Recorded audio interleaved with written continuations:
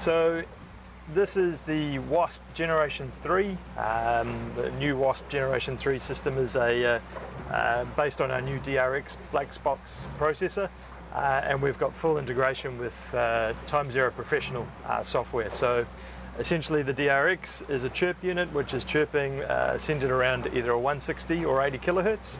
And that is then a black box which receives your motion data from a heading sensor and an IMU, and then that is straight into TZ Professional. So I'll just take you through the interface of the TZ Professional and through the views. So here we go to our section view. So we're looking 120 degrees port and starboard, over 224 beams, and 4 degrees fore and aft. We're also chirping over a bandwidth of about 60 kilohertz as well, so very accurate here. And this data is stabilized for pitch and roll and heave of the boat, so we can create some very accurate maps. I'll just take you to the multi-beam view now. So we can have up to 5 different sounder beams, and each one of these beams can be individually configured to look in any part of that 120 degree swath. So at the moment I'm looking down the center of the boat in 20 degrees, port out 20 degrees, starboard out 20 degrees. But if I wanted to, I could have this one down here at 5 degrees, at 60 degrees out to port. I could have this one here at any angle I want. So very flexible for which part of the water column you want to look in. And you can see here the fantastic chirp resolution. The separation that we can get on the targets is down to 4 centimeters resolution, so very nice. We've also got here a side scan mode.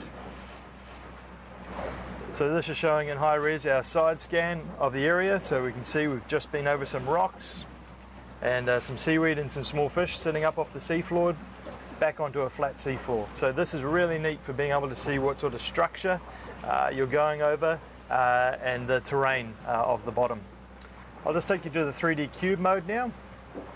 So this is a really nice feature. So this, we can see our map into a 3D cube. So this 3D cube is optimizing the picture to give me my best detail of what is happening on the seafloor at the moment.